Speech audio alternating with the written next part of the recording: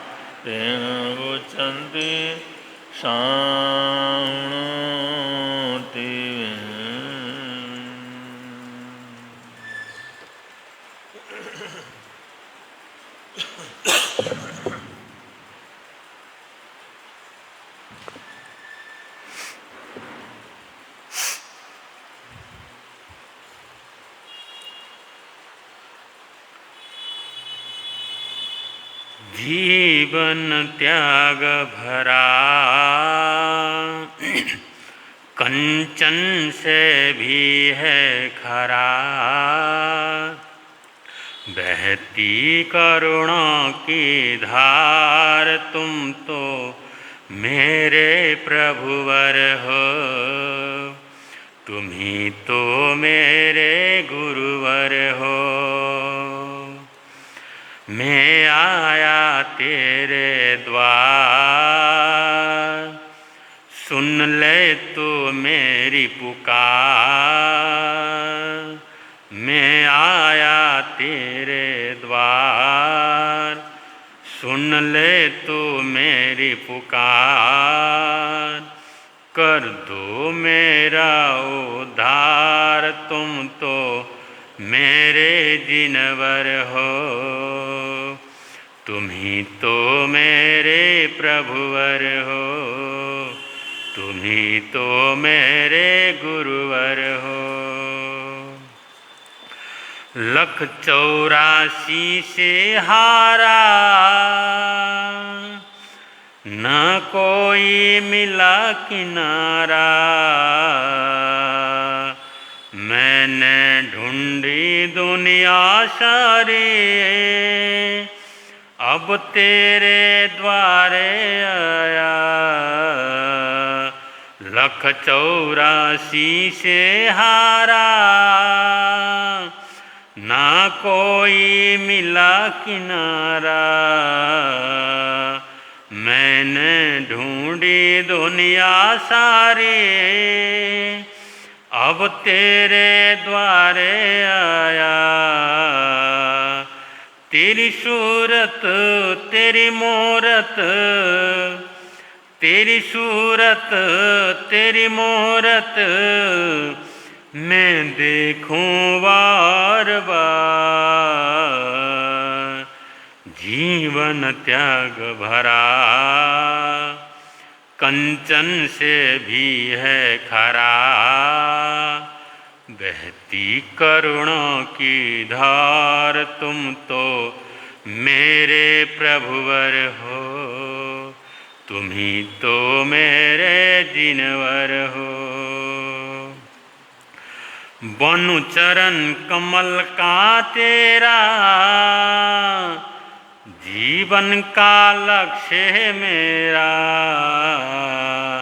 रास्ता है मुश्किल भारी, रखना तू लाज हमारी। बनु चरण कमल का तेरा, जीवन का लक्ष्य मेरा। रास्ता है मुश्किल भारी, रखना तू लाज हमारी।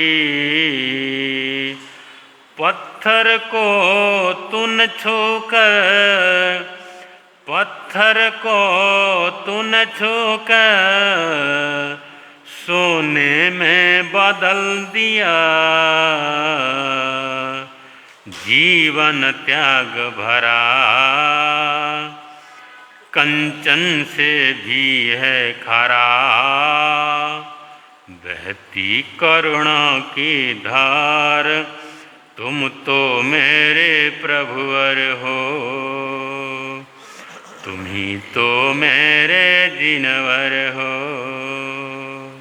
तुम ही तो मेरे गुरुवर हो। तुझको है सब कुछ माना, चाहे लोग कहे दीवाना। पारस की विनती सुनकर, हे नाथ दया दिल लाना। तुझको है सब कुछ माना, चाहे लोग कहे दीवाना। पारस की विनती सुनकर, हे नाथ दया दिल लाना। नहीं कोई अब तो है, नहीं कोई अब तो है, इस जग में और मेरा। जीवन त्याग भरा, कंचन से भी है खरा। बहती करुणा की धार, तुम तो मेरे प्रभुवर हो। तुम ही तो मेरे प्रभुवर हो। मैं आया तेरे द्वार, सुन ले तू मेरी पुकार। कर दो मेरा उद्धार, तुम तो मेरे जिनवर हो। तुम ही तो मेरे प्रभुवर हो। तुम ही तो मेरे गुरुवर हो।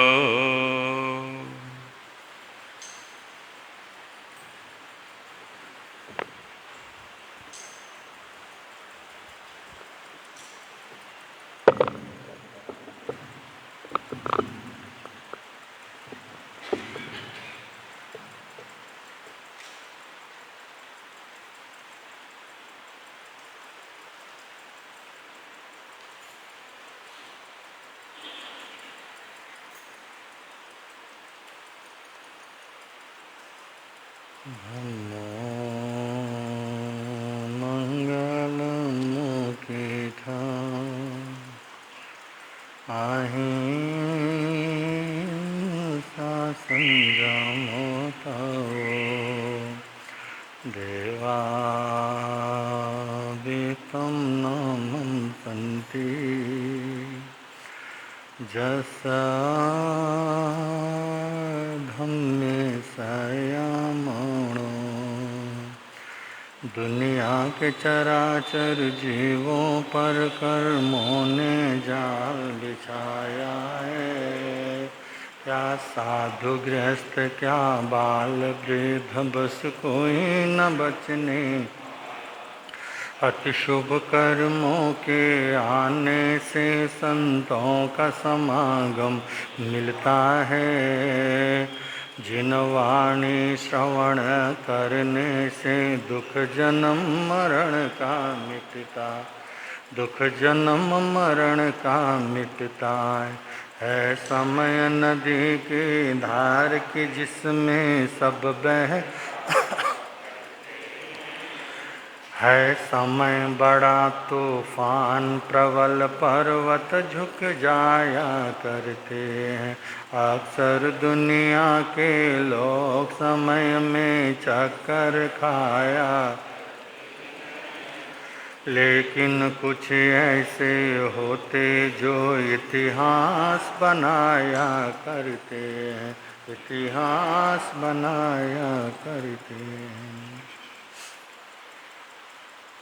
अनंत अनंतोपकारी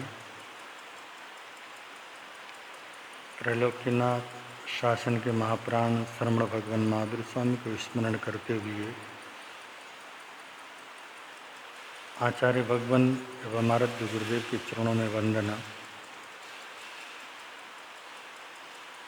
वंचासीन नेपाल हिंद गौरव वाचनाचार्य उपाध्याय प्रवर डॉक्टर श्री विशाल मुनि जी महाराज साहब के चरणों में कोटिश वंदन। आदरणीय मुनिराज, प्रिय श्रोताजन, चातुर्मास कल्प के उपलक्ष्य में आप और हम सब लोग गीतरागवाणी श्रवण कर रहे हैं। तो इसी श्रृंखला को थोड़ा सा आगे बढ़ाएं। उससे पूर्व हम सब लोग भगवान के चरणों में अपनी भावना समर्पित करेंगे। भगवन तेरी आराधना, भगवन तेरी आराधना मेरी जिंदगी की शान हो।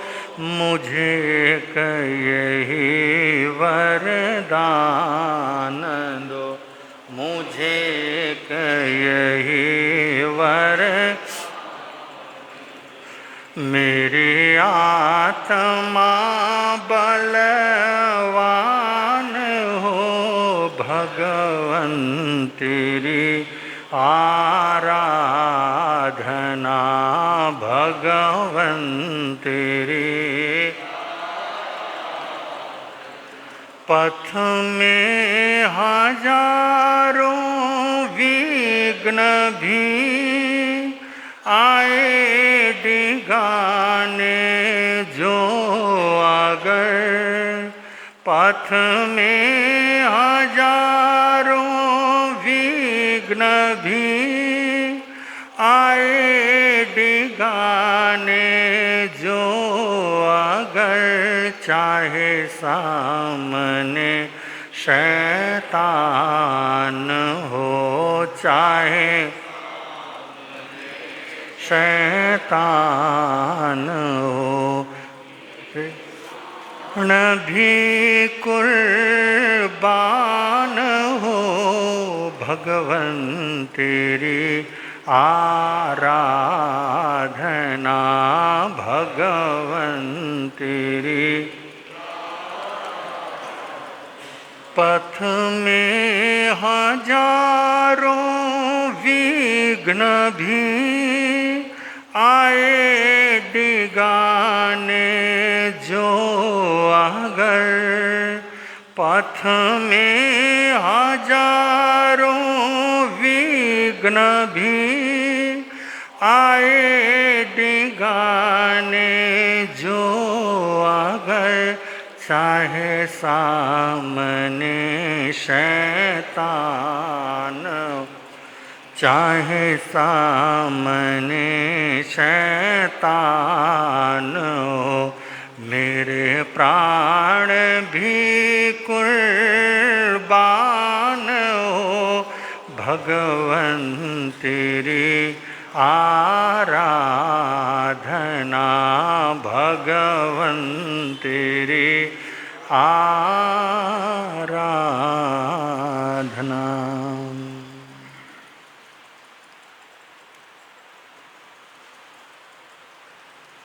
अनादिकाल से हमारी आत्मा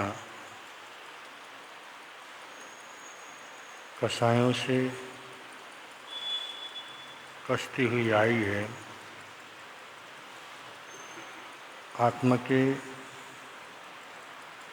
जो मुख्य शत्रु हैं, जिनको क्रोध, मान, माया, लोभ कहा जाता है,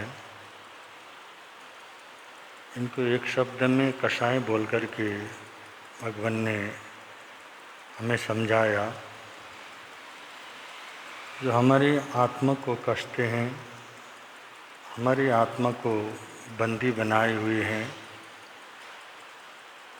हमारी आत्मा कर्मरूपी कारा में बंद है।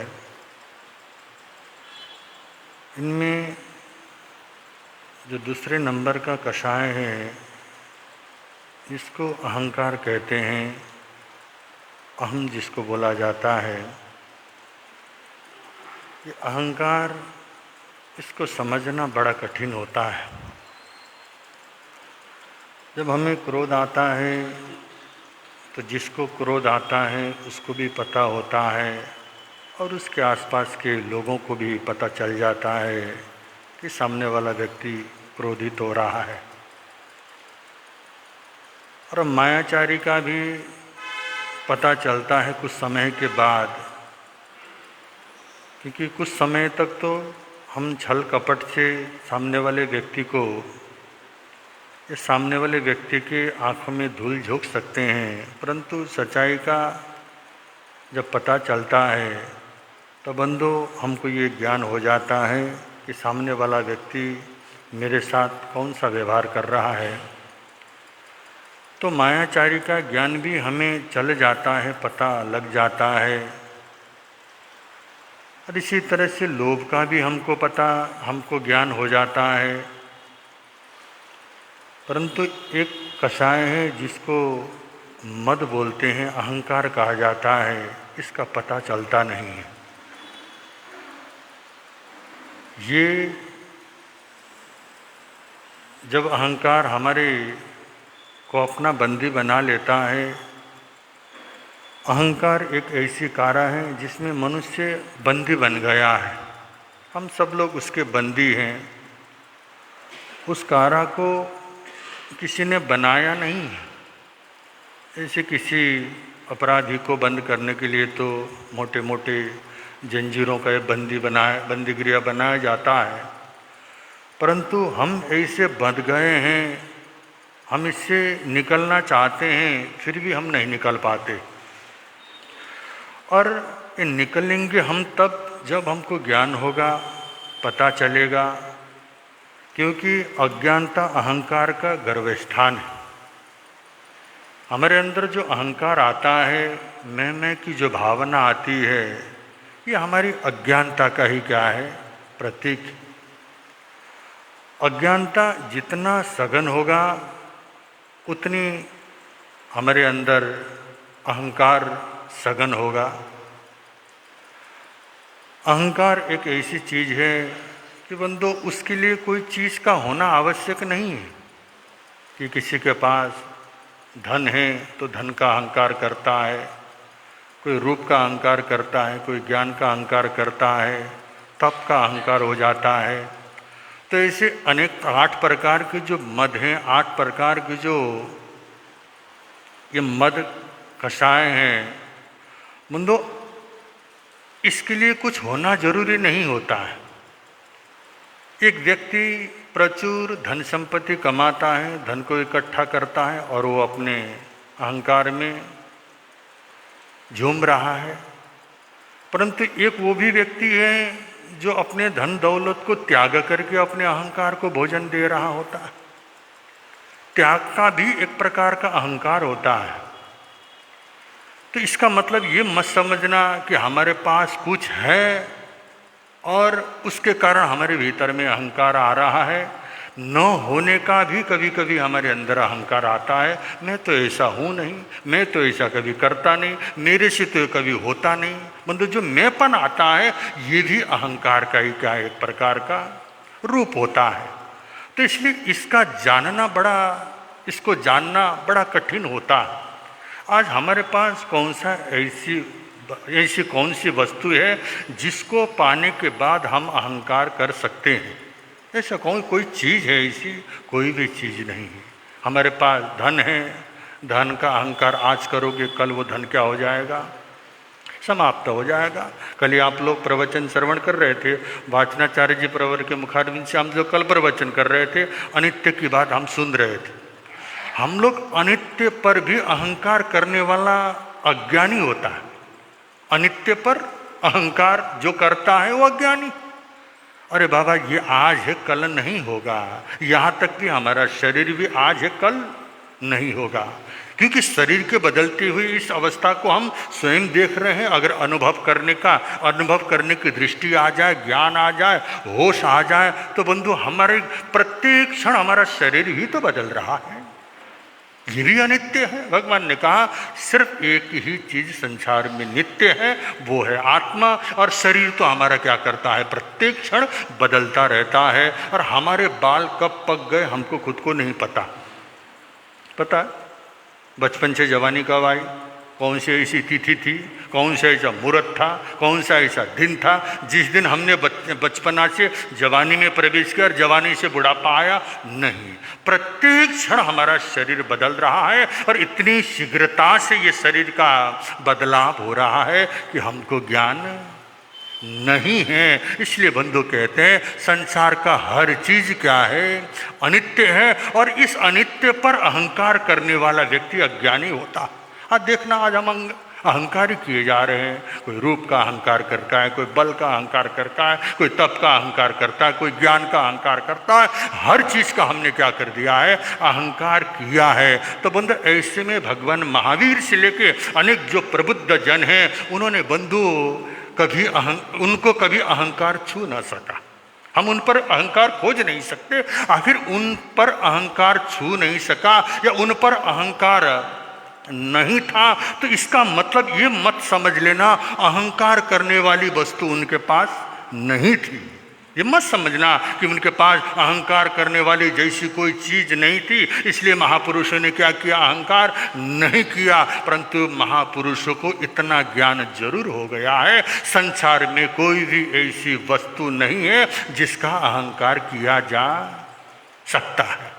अहंकार करने योग्य कोई भी संसार में ऐसी वस्तु नहीं है जिसका मैं अहंकार क्या कर सकें। इसलिए बंधु उन्होंने अहंकार नहीं किया है। परंतु आज हमारे भीतर में कितना अहंकार क्या कर जाता है? भर जाता है। हमारा अपना अभिमान और हमें किस तरह से हमें कमजोर क्या कर रहा होता है, बना रहा होता है। तो कवि ने कहा है, क्यों करे अभिमान जीवन है रे 2 दिन का, क्यों करे अभिमान जीवन है रे 2 दिन।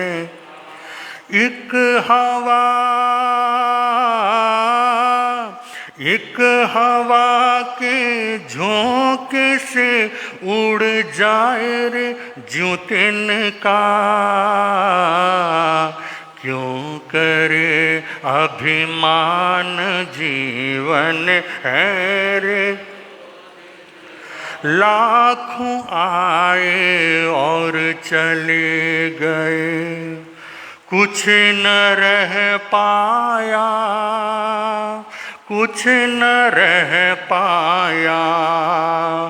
खाक बन जाएगी एक दिन ये तेरी काया, ये तेरी काया। ये समय है, ये समय है आज तेरे आत्मचिंतन का। क्यों करे अभिमान जीवन है रे दो दिन का, क्यों करे अभिमान जीवन है रे। संसार में लाखों लोग आए और चले गए, कौन क्या लेके आया था और क्या लेके गया। खाली हाथ आए और खाली हाथ उनको जाना होता है, और अंत में जाकर के मुट्ठी भर राखी तो बनना है। और बंद ये इस चीज़ का ज्ञान हम सोचते हैं सत्संग में मिलेगा, स्वाध्याय से मिलेगा, या फिर किसी बहुत बड़े ग्रंथों को पढ़ने के बाद ज्ञानी पुरुषों के सानिध्य से मिलेगा। ऐसा नहीं है। ठीक है, उनसे एक मार्गदर्शन जरूर मिल जाता है, परंतु स्वयं चिंतन तो करना ही पड़ेगा। कल्पना कर लो ना, आखिर इस शरीर में से एक दिन आत्मा ने निकल जाना है, और निकलने के बाद इस शरीर की अवस्था क्या होगी। थोड़ा सा वक्त निकालें हम लोग, और थोड़ा सा वक्त निकालने के बाद एक न एक दिन मुझे इस शरीर को छोड़ के जाना है। इस शरीर को कब तक मैं बचा पाऊंगा उन दवाइयों के आधार पर। हम लोग देखते हैं हर व्यक्ति क्या कर रहा है, इतनी सारी दवाइयाँ हम लोग सेवन कर रहे हैं। आखिर हम सिर्फ ये जिंदा रहना चाहते हैं, और उन दवाइयों का सेवन कर कर के बंधु एक दिन वो भी तो आएगा जब बंधु वो दवाइयाँ भी क्या हो जाएंगी, उनकी दवाइयों की शक्ति भी समाप्त हो जाएगी। फिर हमको इस संसार से क्या करना पड़ेगा, जाना पड़ेगा। ऐसे अनित्य संसार में आखिर कौन सा ऐसी चीज़ है जिस पर अहंकार किया जा सकता है। फिर भी बंधु हम लोग अहंकार किए जा रहे हैं। मुझे ये चाहिए, मुझे पद चाहिए, मुझे पैसा चाहिए, मेरे को प्रतिष्ठा मिलनी चाहिए। इन सभी चीज़ें मुझे अहंकार करने के लिए क्या कर जाता है, मजबूर कर देता है। इतना भर हमें समझ में आ जाए तो बंधु, अगर अहंकार का ज्ञान हो जाए, ज्ञान का अहंकार तो हो जाता है। ज्ञान का कुछ थोड़ा सा हमने पढ़ लिया तो हमको ज्ञान का अहंकार हो जाता है, परंतु अहंकार का ज्ञान होना तो मुश्किल है। तो बंधु ये बड़ा मुश्किल होता है। इसलिए कहा है खाली हाथों आया जग में, संग न कुछ जाए, संग न कुछ जाए। कर्म तू जैसा करेगा काम वही आए, काम वही आए। ज्ञान की ज्योति जगा तम दूर कर मन का। क्यों करे अभिमान जीवन है रे दो दिन का। क्यों करे अभिमान जीवन है रे। आखिर अहंकार का क्या अर्थ होता है। अहंकार का मतलब है मैं भी कुछ हूँ, यही है ना, मैं भी कुछ हूँ और मैं कुछ हूँ इसके पोषण के लिए हम लोग सब कुछ करते हैं। मैं सुंदर हूँ और सुंदर हूँ ये मानकर सुंदरता दिखाने के लिए या सुंदरता के लिए हम क्या कुछ नहीं करते हैं। बहुत कुछ किया है हमने, सुंदर दिखने के लिए बहुत कुछ कर लिया, सुंदर होने के लिए कुछ नहीं किया हमने। सुंदर दिखने के लिए हमने क्या किया, हर जगह पर धार्मिक होने के लिए नहीं, धार्मिक दिखने के लिए हम करते हैं। बंधु अगर धार्मिक होने के लिए हम कुछ करें, सुंदर होने के लिए कुछ करें, तो बंधु फिर भी जीवन में सफलता मिल सकती है। आज तो समस्या ये है, हमारा सारा कार्य अहम पोषण के लिए जो होता है, सुंदर दिखने के लिए, सुंदर होने के लिए, ये सारी चीज़ें होती हैं। तो बंधु कहा ना, आई एम ऑल्सो समथिंग, मैं भी क्या हूँ, कुछ हूँ, और मैं कुछ हूँ, ये दिखाने के लिए इतना कुछ हम लोग पाप कर लेते हैं, परंतु कुछ मिलता जाता है नहीं। और इसी के लिए तो हम लोग पढ़ते हैं, बहुत बड़े चक्रवर्ती आए हैं, बड़े बड़े शक्तिशाली पुरुष संसार में आए हैं, और बंधु ऐसे क्यों, चलो ये चक्रवर्तियों का तो आप कहोगे बहुत पुरानी बात है, अभी हमारे ज़माने में कहते था ना कि असंभव नाम जो शब्द को उससे क्या कर दो, मिटा दो। ऐसे ऐसे व्यक्ति भी हुए हैं, अपने बल पर ऐसा अहंकार था, असंभव वाली चीज संसार शब्दकोश में से निकाल देना चाहिए, ऐसा व्यक्ति अंतिम में दाने दाने के लिए क्या करता था, कोई व्यक्ति मुझे भोजन बना के दे, इसके लिए तरसना पड़ता था। जब उसके पास शक्ति थी, समय था, उस समय भले उसने अपने अहंकार में कोई भी चीज़ क्यों न कह दिया हो, परंतु एक समय ऐसा भी आता है जब सब जगह से हम क्या हो जाते हैं, हार जाते हैं। और हार करके बंधु फिर हम लोग मौत के घाट पे क्या करते हैं, पहुंच जाते हैं। संसार में कोई भी चीज़ अपना नहीं है। अपना क्या है, अपना वही है जो मृत्यु छीन न ले, वो अपना है। मृत्यु जिसे छीन ले वो अपना नहीं है, इतना विश्वास कर ले। और मृत्यु जिसको छीन ले वो क्या है, हमारा मतलब शरीर भी हमसे क्या कर देता है, मृत्यु छीन लेता है। इसलिए बंधु इससे पर चर्चाएं होती रहेंगी। इसी तरह बंधु महाराजा श्रीनिक का चरित्र भी चल रहा है, तो इसी तरह की घटना वहाँ पर भी हम लोग सुन रहे हैं, उसको थोड़ा सा आगे बढ़ा रहे हैं। श्रोता सुन लो ध्यान लगा कर, श्रेणी का चारित्र सुनाते हैं, धर्म की महिमा गाते हैं। श्रोता श्रेणी का चारित्र सुनाते, ऊपर से ना खुशी जताई, दिल में है आनंद।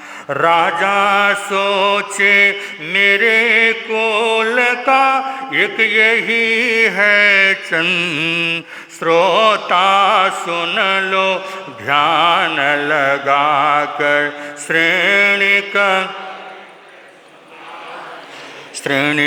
को यहाँ रखने से तो मेरी बातें जाए, और भ्राता सब ईर्षा बस में करे प्राण की हान।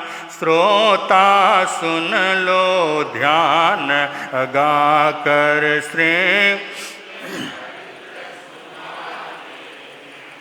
हमारे माता पिता और हमारे गुरुजन कभी भी हमारा अहित नहीं करते, बस इतना विश्वास हमको होना चाहिए। हमको लगता है क्योंकि जो व्यक्ति अनुशासन को अपमान मान ले वो जीवन में कभी सफलता नहीं प्राप्त सकता। अनुशासन को अपमान मान लेता है ऐसा व्यक्ति घोर अज्ञानी होता है। बंधु अनुशासन इसलिए हमारे जीवन को क्या करता है, बंधु श्रेष्ठ बनाने के लिए हमारे पर अनुशासन लगवाया जाता है। हमारे गुरु और हमारे माता पिता कभी भी जीवन में हमारा अहित नहीं चाहते।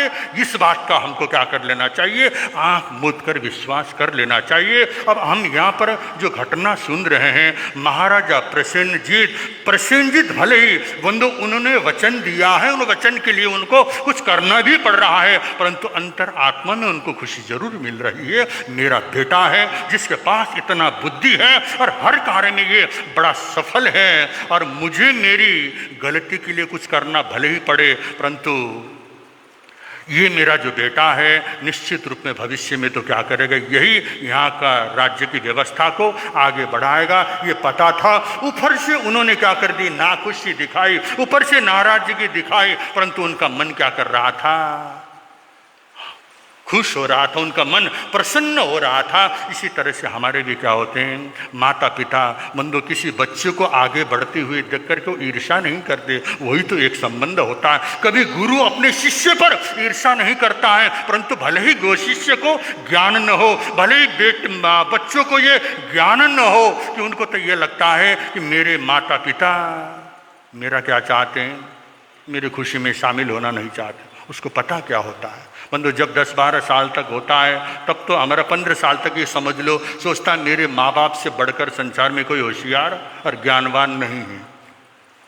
15 साल तक तो ये सोच लेता है। जब 15 साल से लेकर 25 साल होता है सोचता है कि मेरे माता पिता को तो कुछ आता ही नहीं है, ये तो क्या है, पुराने उन्हें रूढ़िवादियों को आगे बढ़ाने वाले हैं। आज कंप्यूटर युग है, हम जानते हैं, हम होशियार हैं, हम बड़े क्या हैं, समझदार हैं। ऐसा चल के 25 साल तक क्या करते हैं वो अपने जीवन को, जब 25 साल के बाद उनकी भी गृहस्थी बन जाती है ना, उसके बाद उनको लगता है नहीं माँ बाप जो कहते थे बात तो सही कहते थे भाई, मैं थोड़ा सा क्या था, गलत था। और थोड़ा सा होश आने लगता है। और बंधु जब 40 साल का होता, अपने बच्चे हो जाते हैं 8-10 साल के, तब उनको कहता था माता पिता तो क्या है, सही थे, गलत क्या था, जो मैंने जो निर्णय लिया है ये बिल्कुल गलत है। कब आता है उसको समझ में, 40 साल के बाद आता है। और 50 साल के बाद सोचता है कि मुझे हर बात क्या करनी चाहिए, जो माता पिता कहते हैं तो उनको मैंने क्या कर लेना चाहिए, बिल्कुल आंख बंद करके स्वीकार कर लेने चाहिए। तब तक तो माता पिता जी क्या होते उसके ऊपर से जा चुके होते हैं। ये हमारी जिंदगी की क्या है, सच्चाई है। इसलिए बंदो हमारे माँ बाप और हमारे जो गुरुजन होते हैं हमारे लिए कभी भी जीवन में अहित नहीं चाहते। इतना अगर हमें विश्वास हो जाए, और हमारा विश्वास कब जमता है, जब हम मर जाते हैं, मरने के बाद पूजा होती है, मेरे पिताजी ऐसे थे, मेरे माताजी ऐसे थे, यही तो गुणगान गाते हो। क्या जरूरत है मरने के बाद, जीते जी तुम क्या कर लो।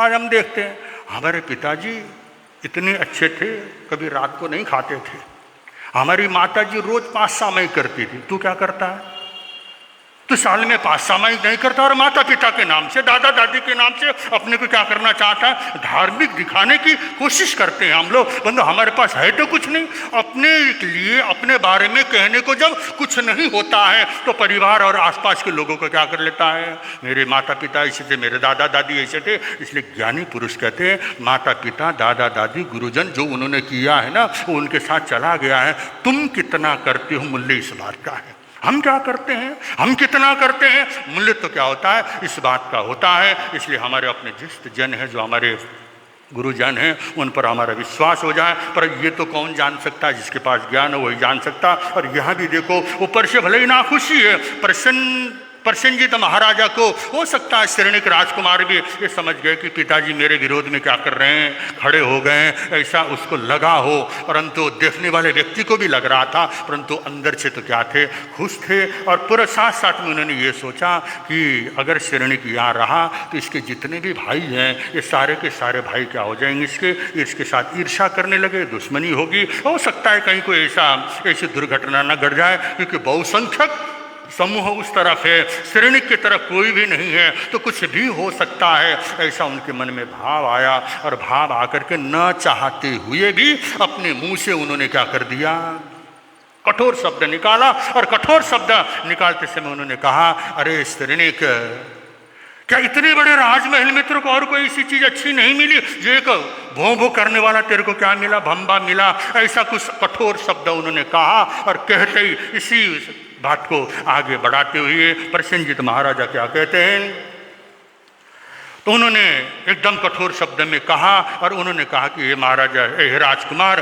तुम्हारी बुद्धि को देख करके तो मुझे ऐसा लगता है तुम राजमहल में शोभा नहीं पा सकते, तुम तो भेड़ बकरी चराने वाले ग्वाला जैसे क्या करते हो, मालूम पड़ते हो। उनको पता था ये व्यक्ति अभिमानी नहीं है, परंतु स्वाभिमान इसमें कूट कूट कर भरा है। अभिमानी में और स्वाभिमानी में यही तो अंतर होता है। स्वाभिमानी कभी बंधु अपने स्वार्थ के लिए किसी के सामने गिड़गिड़ाता नहीं, मरना तैयार है परंतु गिड़गिड़ाता नहीं है। परंतु जो स्वार्थी होता है बंदो, जो अहंकारी होता है, वो बंदो अपने स्वार्थ के लिए तो उसको कितना ही क्या कर लो, झुका लो, परंतु वो हर जगह पर झुकने को तैयार नहीं होता है, स्वार्थ के लिए ही वो क्या करता है, झुकता है। ऐसे महाराज कुमार श्रेणिक ये बंधु स्वाभिमानी था और स्वाभिमानी के लिए इतना ही शब्द पर्याप्त थे। जब महाराजा प्रसेनजीत ने इस तरह से बोला तो उन्होंने तुरंत वहाँ से हुए रवाना, प्रजा सभी घबराने, राजा ने अन्याय किया है कहते लोग जुबाने, श्रोता सुन लो ध्यान लगा कर, श्रेणी का चरित्र सुन। तो जब इस तरह से महाराजा प्रसेनजीत के कठोर शब्द ने कठोर शब्द से प्रहार किया श्रेणिक कुमार को, और श्रेणिक कुमार चिंतन करने लगा, वो सोचने लगा कहीं न कहीं मेरे पिताजी के मन में ये भाव है कि मैं उनसे इस राजमहल से क्या हो जाऊं, दूर हो जाऊं। और दूर होने की जब उनकी चाहना है, जो समझदार व्यक्ति होता है बंधु अपने बड़ों के और अपने गुरुजनों के इशारों को समझता है, बोलने की आवश्यकता नहीं, तो बोलना तो मूर्ख को पड़ता है। जो मूर्ख होता है बार बार उसको बोलना पड़ता है। समझदार के लिए इशारा ही क्या होता है, काफ़ी होता है। द्वंद्व इंगियागारे संपन्ने, भगवान कहते हैं जो इशारे को क्या करने वाला है, समझने वाला है, योग्य वो शिष्य होता है। ऐसा ही महाराज राजकुमार श्रेणिक, इन्होंने भी कुछ समझ लिया। अब वो क्या तैयारी करते हैं, वो राजमहल में तो लौट गए हैं, राजमहल में अपने कक्ष में जाने के बाद आगे की योजना वो क्या बनाते हैं, इस समय अनुसार आपके समक्ष रखने का प्रयत्न करेंगे। इतना कहते हुए वाचनाचार्य परवर के मुखारविंद से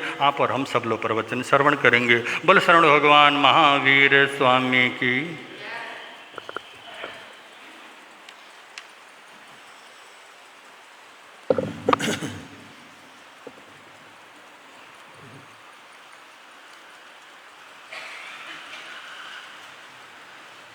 त्रिभुवन पीड़ा हरणहार हो, तुमको मेरा नमस्कार। सर्व जगत के अलंकार, प्रणाम तुम्हें मेरा तीन जगत के नाथ आपके चरणों में जाऊं बलिहार। भवसागर के शोषण करता, तुमको वंदन बारंबार। भवसागर के शोषण करता, तुमको वंदन बारंबार।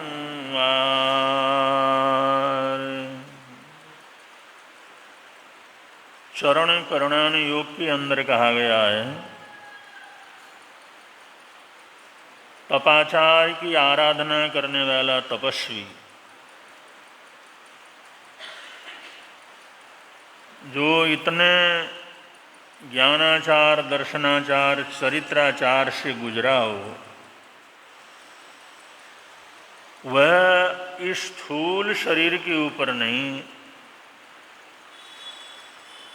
वो सूक्ष्म ऊर्जा शरीर के ऊपर जीता है, सूक्ष्म शरीर के ऊपर जीता है।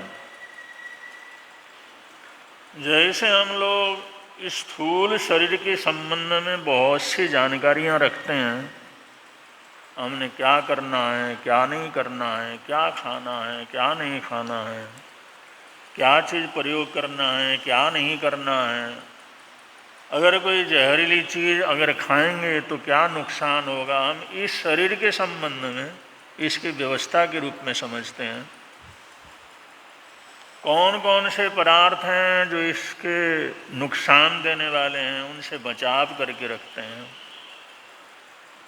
तो जो तपस्वी होता है वो इस स्थूल शरीर को अतिक्रमण करके सूक्ष्म शरीर, ऊर्जा शरीर, तेजस्व शरीर के अंदर जीता है। और अपने जीवन के प्राण ऊर्जा के ऊपर उसका पूरा कमांड रहता है। जैसे हम लोग सामान्य संयम के द्वारा अपने आँखों के ऊपर, अपने कानों के ऊपर, अपनी इच्छाओं के ऊपर हम कंट्रोल रख लेते हैं, अपने मन के ऊपर कंट्रोल कर लेते हैं। बहुत बार बहुत सारी इच्छाएं होती हैं, हम सोचते हैं तो गलत है, ऐसा करेंगे तो बड़ा अपमान होगा, बड़ी तकलीफ होगी, कोई भी हमारे को पकड़ेगा, कोई भी हमारे को जेल में डालेगा। इसलिए हम अपने पांचों इंद्रिय, उसके विषय और बहुत से ऐसी कामनाएं, बहुत सी चीज़ों के ऊपर हम चाहे अपने मन से, अपनी समझदारी से या सरकार और समाज की डर से कंट्रोल रखते हैं। तो जैसे हम इस शरीर के ऊपर कंट्रोल रखते हैं, जो तपस्वी है ऊर्जा शरीर के ऊपर कंट्रोल रखता है, वो उसका स्वामी होता है। जो तप शरीर के अंदर जिए उसको तपस्वी कहते हैं, जो ऊर्जा शरीर के अंदर जीता है उसको तपस्वी कहते हैं। और उसका स्वरूप बिल्कुल कुछ अलग ही होता है, उसका सोच ही अलग हो जाता है। आप लोग जानते हैं बहुत से योगी जो बड़ी यौगिक साधना करने वाले लोग हैं, या बहुत से मुसलमान फ़कीर होते हैं, बहुत से सूफी फ़कीर होते हैं, बहुत से हमारे भारतवर्ष के अंदर ऐसे पुजारी और ऐसी साधना करने वाले लोग होते हैं जो जलती बलती अग्नि में नंगे पैर चलते हैं। और दक्षिण भारत के अंदर तो अग्नि के ऊपर चलने का महोत्सव होता है। बहुत सी जगह पर, बहुत सी देवी मंदिरों के सामने सबसे पहले उनके दरवाजे वगैरह खुलते हैं, या कोई मौका होता है तो उसमें 11 फीट का, 15 फीट का, 7 फीट का, 5 फीट का अग्निकुंड बना लेते हैं। उसके अंदर अग्नि को प्रज्वलित किया जाता है, फिर वो सारे अंगारे होते हैं, लाल लाल अंगारे। और जो वो साधक, बहुत से तो ऐसे होते हैं अपने पीछे साधकों का एक लंबी लाइन लगाते हैं, और वो कुछ करता चला जाता है, कुछ मंत्र पढ़ता चला जाता है और कहता है मेरे पीछे चलो, और खुद भी उस अंगारे को पार कर लेता है, अपने पीछे वालों को भी पार करवा देता है। अब ये फकीर, ये सूफी फकीर या योगी या ऐसे जो पुजारी लोग, ये जलती बलती अग्नि को नंगे पैर कैसे पार कर जाते हैं? कोई लेप वगैरह नहीं लगाते, कोई नीचे कुछ चीज नहीं लगाते, नंगे पैर बड़े आराम से वहां से पार हो जाते हैं। तो यहाँ पर तप शरीर के अंदर तपाचार का वर्णन करते हुए शास्त्रकार कहते हैं कि ये लोग अपने अंदर वो इतनी ऊर्जा पैदा कर लेते हैं, इतनी ऊर्जा पैदा कर लेते हैं, इतनी गर्मी पैदा कर लेते हैं, वो अंगारे की गर्मी उस अंग के उस जो ऊर्जा गर्मी के सामने बिल्कुल सामान्य हो जाता है। ऊर्जा में इस ऊर्जा को बढ़ा करके उस ऊर्जा को से अपने आप के शरीर को इतना गर्म बना लेते हैं, इतनी ऊर्जा पैदा कर लेते हैं, वो अग्नि की ऊर्जा, उसकी गर्मी कमजोर पड़ जाती, और इस ऊर्जा से भरे हुए उसके शरीर को वो जलते बलते अंगारे भी उसको जला नहीं सकते। ये सब तरकीब उस ऊर्जा को पैदा करने की तरकीब है। जबकि सामान्य लोगों के लिए तो बड़ा भारी आश्चर्य लगता है, बड़ा भारी चमत्कार लगता है, लेकिन अगले के लिए कुछ नहीं। अब जो पहाड़ों के अंदर जाने वाले हैं, यात्राएं करने वाले हैं, वो लोग देखते हैं बड़े बड़े तपस्वी उस बर्फीली गुफाओं के अंदर बरसों से बैठे हुए हैं, बरसों से बर्फीली गुफाओं में। जहाँ पर जाते हैं उन बर्फ के ऊपर चलते हैं तो ठंड इतनी लगती है हमारे पैर की अंगुलियां तक कट जाती हैं, पैर सुन्न हो जाते हैं। लेकिन ऐसी जगह पर वो लोग बैठे हुए रहते हैं। आखिर इतनी सर्दी में ये लोग बैठे कैसे रह सकते? ये तपाचार के अंदर ये वर्णन आता है कि अपनी ऊर्जा इतनी पैदा कर लेते हैं, इतनी पैदा कर लेते हैं, उस ऊर्जा की वजह से उस व्यक्ति को ठंड भी नहीं लगती, क्योंकि उसके शरीर के अंदर इतनी ऊर्जा है। एक आदमी कमजोर हो, एक आदमी भूखा हो, एक आदमी के पेट में कुछ भी न हो, वो सर्दी के मौसम में जैसे यहाँ पर सर्दी पड़ती है उसमें बाहर निकले, बाहर निकल करके घूमे तो उसको तो ऐसी सर्दी लग जाएगी, ऐसी छींकें आने शुरू हो जाएगी, बुखार हो जाएगा, ताप चढ़ जाएगा। लेकिन बहुत से आप लोग देखते हैं उस भयंकर सर्दी में जब हम कोट और कंबल लेकर के चलते हैं, अगले कसरत करने वाले लोग, योगा करने वाले लोग एक ही कपड़ा पहने हुए वो ऐसा करते हैं उनके शरीर से पसीना आ रहा होता। ऊर्जा, वो सारे धक्के जो पड़ते हैं ना उसको सर्दी के उसका प्रभाव नहीं होता, क्योंकि उसके अंदर ऊर्जा है, ऊर्जा की ताकत है, ऊर्जा का बल है, उसकी गर्मी है, इसलिए सर्दी उनको लग नहीं सकती उसमें। तो ये खाने पीने की, दवाइयों की, इनकी ऊर्जा अपनी ताकत की, अपने योगाभ्यास की या अपने व्यायाम की, कसरत की से भी हम इतनी ऊर्जा से इस स्थूल शरीर को भर देते हैं कि बड़े बड़े जो है वो सर्दी के थपेड़े वो भी हमारे को तकलीफ नहीं दे सकते।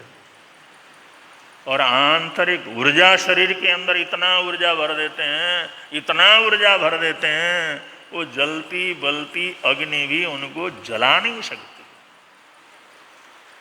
ये असंभव नहीं है, ये संभव है। ऊर्जा पैदा किया जा सकता है, अपने आप को ऊर्जावान बनाया जा सकता है, इतनी आंतरिक ऊर्जा की गर्मी पैदा की जा सकती है। और तपस्वी लोग पहले ये काम करते हैं। और एक आश्चर्य की बात है कि अगर कोई ऐसे प्रश्न आते हैं तो भगवान महावीर स्वामी से, क्योंकि जो सूर्य के संबंध में समय से पहले ये जो है वैज्ञानिकों की भी ये बात रही है, सूर्य एक ज्वाजल्यमान अग्नि का गोला है, अग्नि का गोला है, वो पूरा अग्नि भभक रहा है उसके अंदर। अब देखते हैं तो ऐसे लगता है जैसे अग्नि के लपेटे उठ रही हों, लेकिन तपाचार की तरफ से ये कहा जाता है उसकी ऊर्जा है, उसके अंदर जो ऊर्जा है, ऊर्जा की लहरें हैं, उनकी गर्मी भी वैसी गर्मी होती है जैसे जैसे अग्नि की गर्मी होती है। और ऊर्जा शरीर के अंदर जैसे सूर्य में इतनी ऊर्जा है, इतनी ऊर्जा है, सभी मानते थे, पहले सभी लोग यही मानते थे कि सूर्य तो पूरी तरह से गर्म अग्नि का गोला है, और इतना बड़ा गोला है जो पृथ्वी तक उसकी गर्मी आती है, नवग्रह तक उसकी गर्मी जाती है, असंख्यात तारामंडलों तक उसकी गर्मी जाती है, सारे ग्रह नक्षत्र उसके प्रभाव से जो चलते हैं। अगर भगवान महावीर स्वामी से कोई पूछे ये सूर्य गर्म है या ठंडा है, तो वो ठंडा है ऐसा, गर्म है ऐसा नहीं कहेंगे। उनकी तो अनेकांत भाषा रहती है, उनको स्यादवाद की भाषा रहती है, वो अनेकांतवादी। वो कहते हैं सूर्य गर्म भी है और ठंडा भी है। और कोई सूर्य को कोई ठंडा कहे तो आदमी क्या कहेगा, इसको क्या समझाना, इसको क्या ज्ञान है। लेकिन आज वैज्ञानिक लोग, और वो हजारों लाखों लोग विज्ञान के अंदर काम करते रहते हैं, काम करते रहते, रात दिन काम करते रहते हैं वैज्ञानिक जगत में। अब वैज्ञानिकों का काम आप देख ही रहे ना, चंद्रयान 3 को उन्होंने भेजा और यहाँ बैठ करके वहाँ कंट्रोल कर रहे हैं। और जो चंद्रयान 3 पृथ्वी का चक्कर लगा रहा है, यहाँ से मॉनिटर कर रहे हैं वो लोग, और 1 महीने तक उसको चक्कर लगाते लगाते लगाते उस चक्कर से जैसे बाहर फिर और बाहर और बाहर और ज़्यादा बाहर, ऐसे चक्कर लगाते लगाते एक झटका मारेंगे, वो जो चंद्रमा की तरफ जो उसकी यात्रा प्रारंभ हो जाएगी। यहाँ बैठ करके कंट्रोल कर रहे हैं। विज्ञान भी तो एक आश्चर्य ही है। अब आदमी या वैज्ञानिक जगत के अंदर चलने वाला क्या कुछ नहीं कर सकता, और ये आध्यात्म तो अपने आप विज्ञान है। तपस्वी को तो वैज्ञानिक ही माना गया है, जिन्होंने हजारों वर्ष पहले वो सब बातें कह दी, जब अब विज्ञान कह रहा है, प्रयोग करके देख करके कह रहा है। तो भगवान महावीर स्वामी कहेंगे भाई ये गर्म भी है ठंडा भी है, लेकिन पहले सारा वैज्ञानिक जगत सूर्य को एक गोला पूरा गर्मी का जलते बलते जे भयंकर गर्मी का वो अग्नि का गोला है, लेकिन आज वैज्ञानिकों का तथ्य बदल गया है। वो कहते हैं जितना गर्म सूर्य बाहर है उसके बीच में उतना ही ठंडा, उसका केंद्र उतना ही ठंडा है, शीतल है, बर्फीला है। तो साहब इतना गर्म है तो इतना ठंडा कैसे हो सकता है? वो कहते हैं जिसके केंद्र में ठंड न हो ना तो इतना ज्यादा गर्म ऊर्जा वो अपने चारों तरफ बर्दाश्त ही नहीं कर सकता, उसका संतुलन ही नहीं बन सकता। जिस अनुपात के अंदर उसकी गर्मी है उसके केंद्र के अंदर उसी अनुपात में ठंडा है। ये ठंडा और गर्म दोनों का अनुपात होता है तभी सूर्य जिंदा है। आज का वैज्ञानिक ये कहता है, आज का वैज्ञानिक शोध ये कहता है कि सूर्य बाहर से गर्म है, और जितना बाहर से गर्म है उतने केंद्र के अंदर उतना ही ठंडा है, वो शीतल है। भगवान महावीर स्वामी ने तो 2500 वर्ष पहले कहा ये गर्म भी है और ठंडा भी है। हमने सोचा भगवान कहते हैं ज्ञानी है, चलो हम नहीं जानते, तो उन्होंने ज्यादा बहस उसके अंदर नहीं की, लेकिन उन तो पहले बतला दिया। अब ये तपाचार के अंदर आता है, ये जो तपस्वी होते हैं ये बाहर ऊर्जा को इतना बढ़ाते हैं, इतना बढ़ाते हैं, और उनका ये प्रयत्न रहता अंदर से उतने ठंडक को बढ़ाएं, उतने शीत को बढ़ाएं, हम उतने ठंडक को बढ़ाएं। अगर ठंडक को नहीं बढ़ाएंगे तो ये ऊर्जा असंतुलित हो जाती है, तो फिर विनाश हो जाता है। क्योंकि हमारे शास्त्रों में वर्णन आता है बहुत से ऐसे तपस्वी हैं जिनको तपस्या करते करते तेजोलेस्या उनकी पैदा हो गई। तेजोलेस्या का मतलब क्या है? ऊर्जा, इतनी ऊर्जा बढ़ गई, इतनी ऊर्जा बढ़ गई। गौशाला के लिए पूछा है, गौशाला के अंदर तेजोलेस्या है, इस तेजोलेस्या से क्या कर सकता है? उन भगवान महावीर स्वामी ने कहा तेजोलेस्या इसकी इतनी जबरदस्त है 18 देशों को फूंक सकता है, 18 देशों को फूंक करके राख कर सकता है। अब इस जो है तेजोलेस्या की गर्मी को संतुलित करने के लिए अंदर उतना ही ठंडक होना भी जरूरी, वरना तो भ्रष्ट ही हो जाएगा, नाश ही करेगा कुछ ना कुछ। तो तपस्वी लोग वो बाहर से बड़े गर्म होते हैं, बाहर से बड़े कठोर होते हैं, बाहर ऊर्जा से भरे हुए रहते हैं, लेकिन उनका केंद्र स्थल उतना ही ठंडा रहता है, उतना ही ठंडा रहे तभी जाकर के उसके अभिमान से, उसके मद से इंसान बच सकता है। अभी महाराज श्री जी ने बतलाया, उस मद से अगर मद आ गया तो बैलेंस बिगड़ गया, अभिमान आ गया तो बैलेंस बिगड़ गया। अब गर्मी और सर्दी की बैलेंस बिगड़ गई तो विनाश ही करेगा। अहंकार आने का मतलब, अज्ञान पैदा होने का मतलब, मद आने का मतलब उसका बैलेंस बिगड़ गया।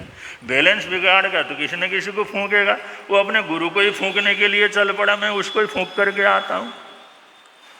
बताओ, जिसने सारा ज्ञान बताया, जिसने रास्ता बतलाया, जिसकी वजह से तुमने ये ताकत प्राप्त की, इस ताकत से तुमने लाखों व्यक्तियों को अपना अनुयायी बनाया। अब कहता मैं महावीर को फूंक के आता हूँ, उसको भस्म करके आता हूँ। अब ये बैलेंस बिगड़ जाए तो ऐसा हो जाता है, वो फूंकने फुकाने की बात उसकी चालू हो जाती है। इसलिए तपस्वी लोग ऊर्जा को तो बढ़ाते हैं, ऊर्जा को तो अत्यंत बढ़ाते हैं जितना बढ़ा सकें, लेकिन उसी अनुपात में उसके केंद्र के अंदर शीतलता को भी बढ़ाते हैं, उसमें दया और करुणा और क्षमा उसको भी बढ़ाते हैं। यही शीतल गुण है, दया का होना, करुणा का होना, सद्भावना का होना, आभार की भावना का होना, ये जो है शीतलता, ये जीवन की शीतलता है। तो इन गुणों को फिर उसी अनुपात के अंदर बढ़ाते हैं, और वो जो गुणों का अनुपात भी अगर इस तरह से बढ़ता रहे तो ऊर्जा कितनी भी बढ़े, लेकिन ऊर्जा से किसी का विनाश नहीं होता, क्योंकि उसका संतुलन बराबर बना रहता है। ये सब प्रयोग हैं तपाचार के प्रयोग, तपस्वियों के प्रयोग। ये तपस्वी ऐसी जो साधना करते हैं जैसे सूर्य चारों तरफ से तो जलता बलता है, लेकिन अपने केंद्र के अंदर उतना ही शीतल है, उतना ही ठंड है।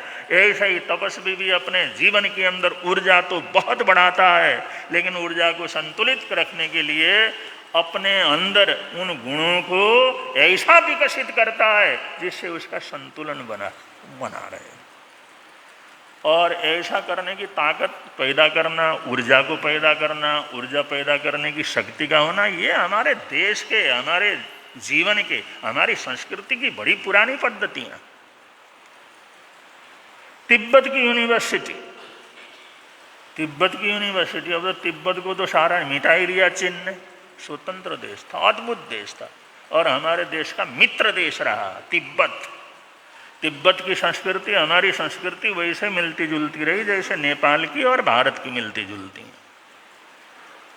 तिब्बत हमारा पड़ोसी देश रहा शुरू से ही, और जो है हमारी संस्कृति एक सी रही, और एक से एक बढ़ के साधक जो है तिब्बत के अंदर हो गए, जो लामा वगैरह हैं, बौद्ध धर्म को प्रचार करने वाले हैं, वो करुणा की जो है उपासना करने वाले हैं, वो सब तिब्बती लामा हुए सारे के सारे, चाइनीज नहीं, तिब्बती।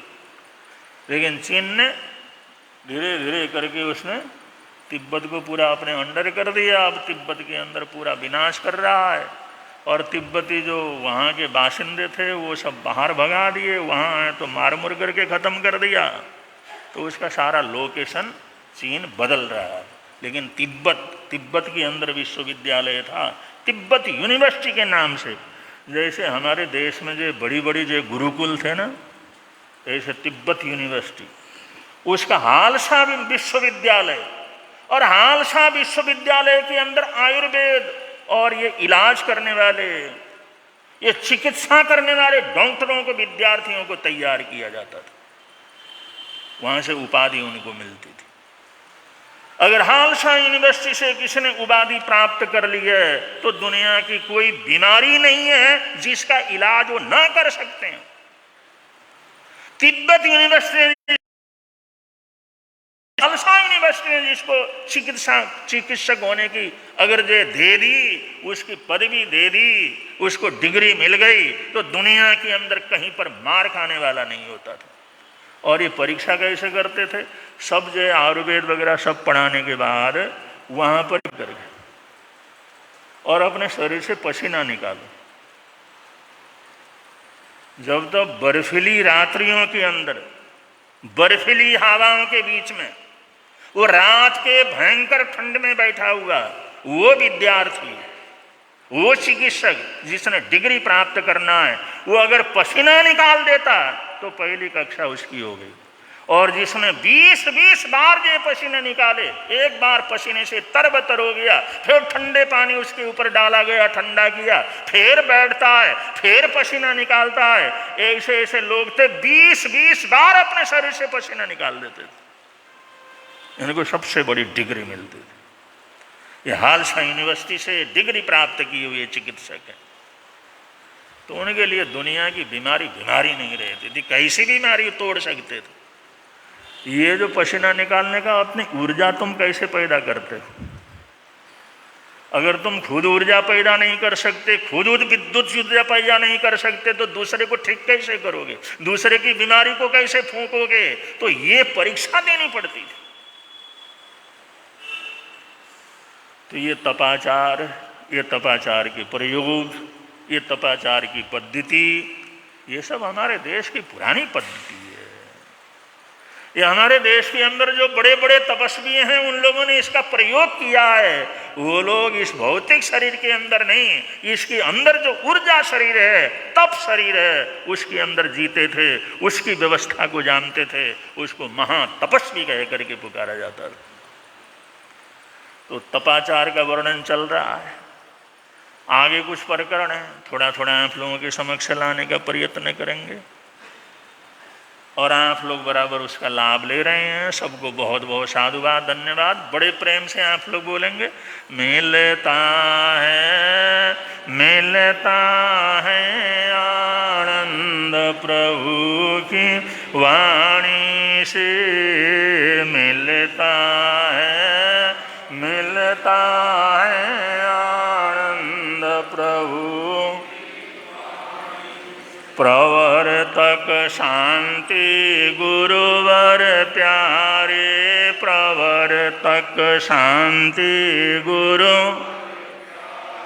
जीवन नैया के रखवारे, जीवन नैया के रख, जोड़ गए संबंध प्रभु की वाणी से, जोड़ गए संबंध प्रभु। आज का एकासना और व्यासना, जिन भाई बहनों का एकासना व्यासना हो, एकासना व्यासना का बचकान अरियंत तस्वंते परिगणना में करिए वो सरे। आज 21 तारीख का आयमिल मंजू जैन 41C का है। अगर आए हुए हैं तो पचकान ले लेना। 41C अंजू जैन, अंजू जी का जो है 41C में उनका आज आयमिल है। आज के आयमिल का बचकान बड़ी कम निंदा में करिए आग वो सरे। आज का उपवास, आज का प्रत्याख्यान, आज का प्रत्याख्यान है पानी को झूठा नहीं छोड़ना। आजकल भोजन झूठा तो छोड़ने को थोड़ा सा लोग बुरा समझते हैं, पानी झूठा छोड़ना बुरा नहीं समझते। परोसने वाले पानी को गिलास भर करके लाएंगे, फिल्टर का पानी बड़े मुश्किल से तैयार किया हुआ। एक एक गिलास फिल्टर करने में कितना पानी लगता है, पूरा गिलास भर के रख लेते हैं और पीने वाला एक बार एक घूंट लिया और उसको जूठा करके छोड़ दिया।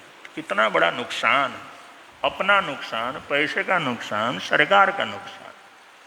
परोसने वालों को क्या करना, छोटी सी बोतल रख दो, एक जगह कप वहाँ पर रख दो या गिलास रख दो, अगला जितना पीना चाहे पी ले, तब तो उतना ही डालेगा ना जितना उसको प्यास लगेगी। अब तुम लोग तो भर करके दोगे, भाई पानी भी क्या कम देना। छोटे से जग में रख दो, बोतल में रख दो और उसके साथ साथ गिलास रख दो, जिससे उसको समझ जाएगा पानी वेस्टेज नहीं करना। तो आजकल होटलों में और घरों में और सबसे ज़्यादा ये पानी परोसने का गलत तरीका, और जरा सा झूठा करके बोतल मुंह में लगा दिया, ख़त्म हो गया बात। कई व्यक्तियों के तकलीफ को दूर करने वाला पानी एक ही व्यक्ति ख़त्म कर देता है और बेकार कर देता है, बर्बाद कर देता है। ऐसी बड़ी भारी परेशानी पानी के संबंध में है। इसलिए पानी किसी को भी देना हो तो एक खाली गिलास और बोतल या जग उसमें दे दो, जितना चाहे वो ले ले और जितना ज़रूरत हो उतना डाल करके वो, अब डाल करके ज़्यादा डाल करके थोड़ा पी करके तो छोड़ नहीं सकता, थोड़ा सा भी सभ्यता हो। तो इसलिए झूठा पानी नहीं छोड़ने का पचखान। और ये तो 1 महीने के लिए ले लो, 4 महीने के लिए लोग लगेगा। आज हमारी सभा में चेन्नई से हमारे दीपक जी आए हुए हैं, सेठिया। सन 91 में हम चले गए थे कन्याकुमारी, कन्याकुमारी तक पैदल चले, सारी व्यवस्था की। वहाँ से वापस चेन्नई आए, सारी व्यवस्था दी। तो शुरू से ही, तब से लेकर के अब तक वो आराध्य गुरुदेव के प्रति परम भक्ति रखते हैं। आप यहाँ पर आए हैं, आपको बहुत बहुत मंगल कामनाएं। सारा परिवार गुरुदेव के प्रति अपरंपार भक्ति रखता है। जयराज पाराजुली नेपाल से यहाँ पर आए हुए हैं सपरिवार, उनको भी हम बहुत बहुत मंगल कामनाएं देते हैं। यहाँ तो आप लोग बंधु हम हैं, आप लोग आ जाते हैं सभी उठ करके प्रवचन में, लेकिन जब नेपाल की यात्रा होती है ना, जब नेपाल के अंदर जाते हैं जहाँ पर कोई जैन का घर नहीं है, यही लोग हैं जो 50-50 घरों में, 100-100 घरों में फिर करके उन लोगों को प्रवचन के लिए इकट्ठा करते हैं। महाराज ये आए हैं, चलो भाई सुनो, गोजरी पानी कैसे करना है। तो एक एक आदमी, ये जो इतने दूर से जो आते हैं, ये बड़ी भक्ति के साथ आते हैं। ये हमारे जैन धर्म के प्रचार में बड़े जो है सहयोगी लोग हैं। जहाँ पर गांव में कोई हमारे को जानने वाला नहीं है, कोई हमारे को मानने वाला नहीं, वहाँ पर 25-25, 30-30, 100-100 व्यक्तियों को इकट्ठा करते हैं, प्रवचन वगैरह करवाते हैं। तो जयराज पराजुली अपने परिवार के साथ आए हुए हैं, उनको भी बहुत बहुत मंगल कामनाएं, सद्भावनाएं देते हैं। अब संघ की तरफ से सूचनाएं, सूचनाओं के बाद मंगल पाठ होगा। बोलिए भगवान महावीर स्वामी की जय।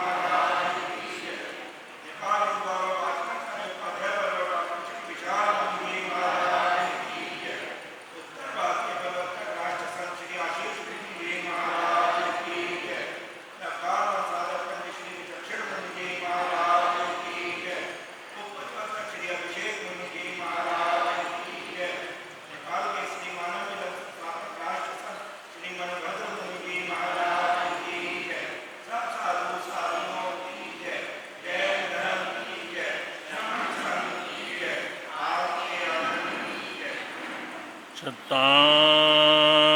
मङ्गलम् अर्यन्तामङ्गलं सिद्धामङ्गलं साहुमङ्गलं केवली पुनत्तो धम्मो मङ्गलं चत्तारि लोकोत्तमा अर्यन्तालोकोत्तमा